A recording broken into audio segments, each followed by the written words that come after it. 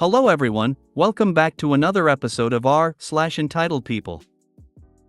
In today's episode, jerk with boat parks across 5 handicapped spaces and I call the cops. My entitled sister tries to get my brother to lie about her hitting me to get out of trouble, but my little bro had my back. Woman brought her untrained dog to a games cafe. Before we get started, make sure to subscribe so you will never miss a video. So let's get started. Jerk with boat parks across 5 handicapped spaces and I call the cops. I used to be a stock car racer. I quit when I was hit and slammed into a wall and fractured a vertebrae. Every Friday we would race and then stop at a 24-hour restaurant that had lots of parking so we can park the truck and car hauler and still see it. The restaurant is also 1/2 windows, so it's easy see your car or truck with trailer no matter where you park. One fine day we drive to that restaurant for dinner by car. I have a handicapped placard, but there is a truck with a boat parked across all 5 handicapped spaces. I call the cops. I have a handicap placard, spine surgeries, and it ticks me off when people do this. After we gave our order, a police officer arrives. Cue the drama. The boat owner observes the officer outside and goes out to meet him. We couldn't hear the conversation, but there was a lot of gesticulating by the boat owner. Officer hands him some paper and departs. Boat owner returns to the restaurant and he is ticked. Like I stormed the Capitol kind of rage. He starts going off at the restaurant employees who assure him that they didn't call. He doesn't accept that and is screaming at a bunch of teenage employees. I stand up and said, I called them. He then turned his rage on me. I grew up with a father who had anger issues, so this guy was nothing new. I've learned to lean into these things and called him out for being an entitled jerk who thought giving his boat special treatment was okay. I pointed out the spaces we used to park our race car, perfectly visible, so why be an ass and take 5 handicapped spaces? He called me a bunch of names and then his 3 boating buddies stepped in and said it was time to leave. Turned out he got 5 tickets, 1 for each spot, at $250 each. A very expensive lunch. Maybe next time his gray matter will remind him to be a better person and avoid $1,250 in fines. Made for an interesting meal. The cop should have stayed if he was that irate and given him a citation/arrested him for disorderly conduct. He is lucky those fines weren't $500 each. The manager should have been the one to call the cops. People are given way too much leeway for antisocial behavior these days. Not up, but I tried to have the manager call at some places, but they said they didn't have the power to do so and I should call them. I'm not sure if this issue is the results of between public versus private lots, but I'm not well versed in what they mean to understand it either. He is lucky those fines weren't $500 each. Oh, they probably were $500 apiece once you added court costs to the base $250 fine. You have to pay those costs even if you don't go to court.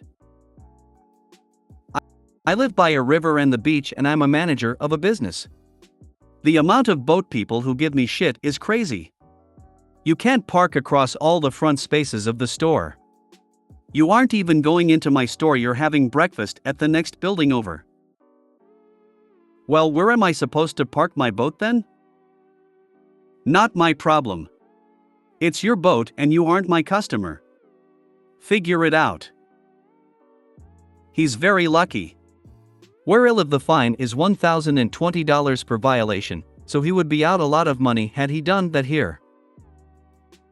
No idea why it's $1,020 instead of a flat $1,000. Probably breaks down to something like $1,000 fine, $20 paperwork fee or something. I've always believed that people get what they earn. He learned every penny of those fines. Hopefully the judge will be as stern as you were. The signs for handicap parking say the fine is $250 minimum. The fines are usually anywhere from $750 to $1,000. That guy probably paid more than just one pretty penny for his lack of judgment that day.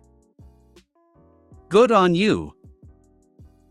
These types of citations, IMO, are the only ones I believe there should be no way to get out of or lessen.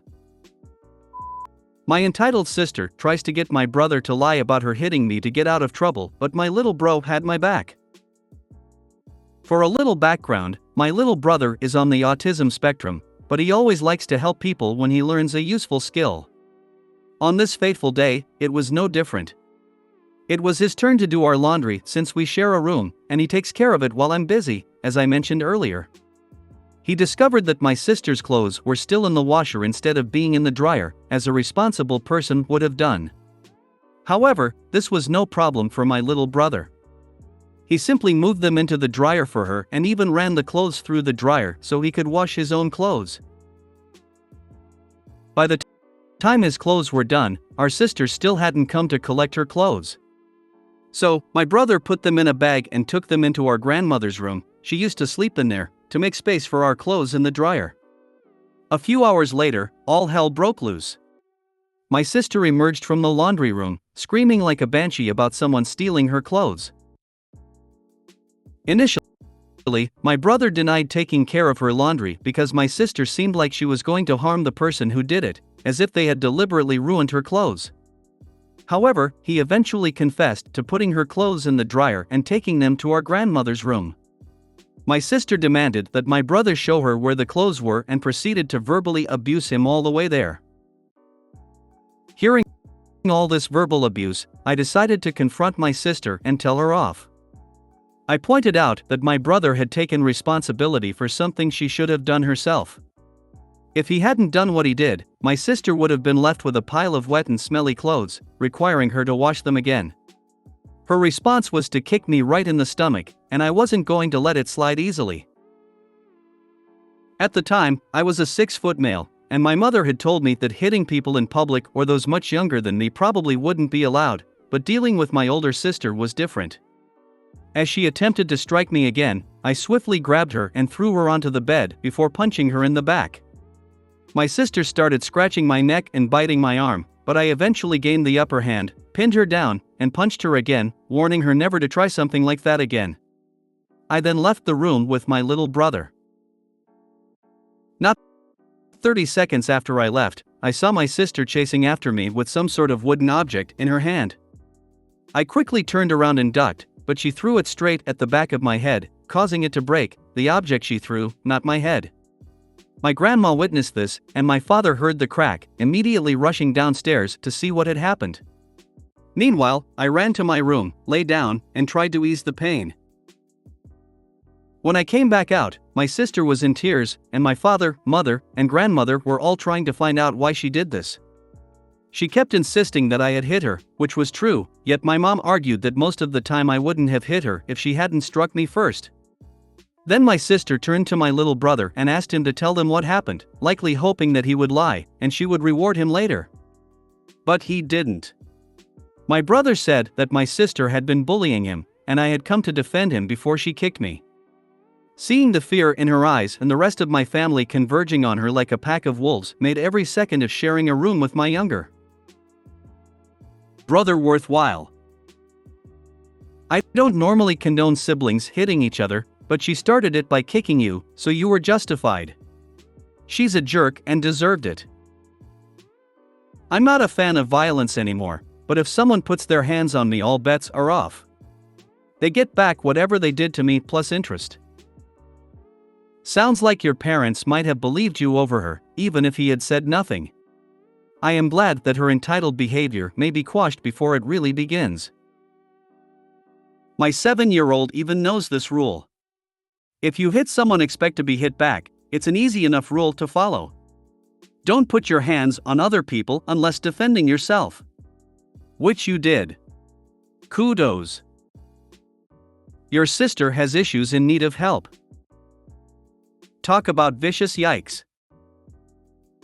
Someone I know said that it's cowardly to hit a woman, but if they keep coming at you to hurt you, you should defend yourself.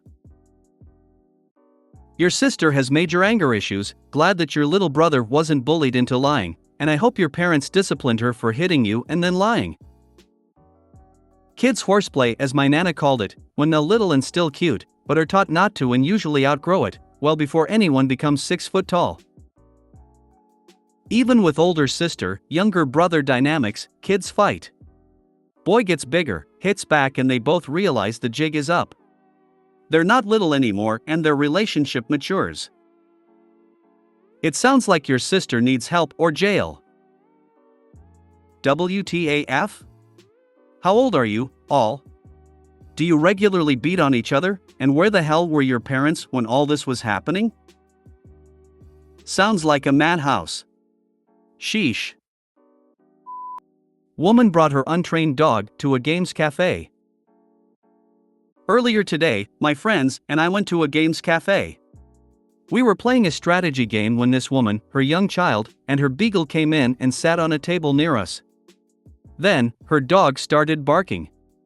These were loud, deep barks that could be heard even in the toilets. She was completely ignoring the dog, and when she did pay attention and asked it to sit, it just ignored her and continued barking. The barking was so loud I put in my earplugs cause it was actually starting to hurt my ears. Looking around, everyone in there was getting more and more annoyed with this woman and her dog. So after 30 minutes of this incessant barking, I went to the front and asked one of the staff, "Is there anything you can do about the barking?" The staff member went over to the woman's table and knelt down to stroke the dog, which was still barking. I think I heard the woman say something to the effect of, "Okay, we'll go." Then, when she got up to leave, she came over to our table and really snarkily said, "Hope you have a nice day." She was seething and I have no idea why.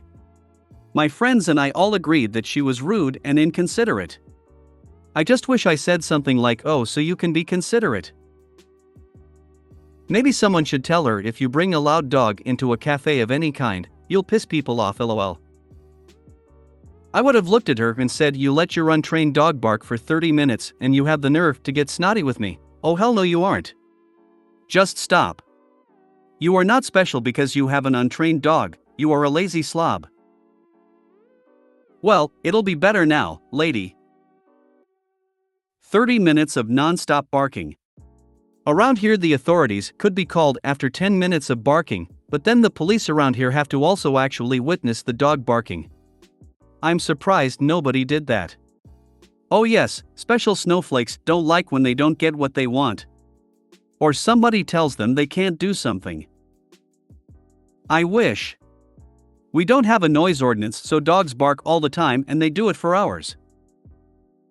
I can't believe the business allowed that, and only after you said something did they act.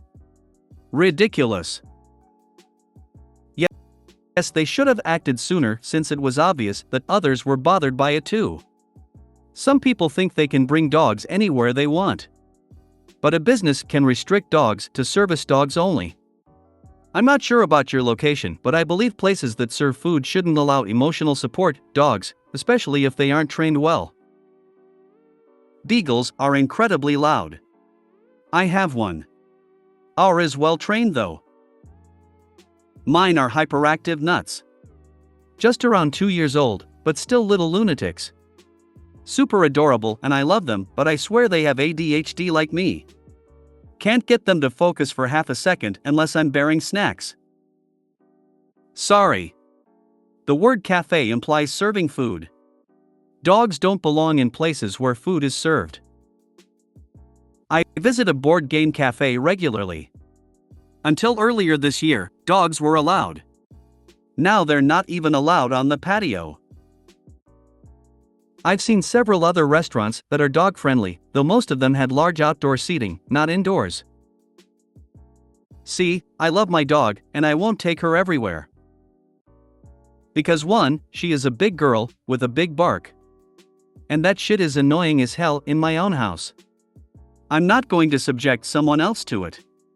She's better about not barking at everything, but... My second reason? She thinks everyone wants to be her friend. And starts dancing and whining when she wants someone to pet her right now. Nope. We don't do that. So, she stays home, except for the few places we know she can go, and that's that. People like this entitled snowtrag of a woman need to be locked in with 3 needy dogs, on the larger side, while they whine, and bark, and cry, lather, rinse, repeat. Oh beagles, you have to stay on top of their training. I would have said, why yes. BC it's less noisy due to your untrained dog. If you made it to the end of the video, thanks for watching. Don't forget to like, subscribe and share, and we will see you in the next video.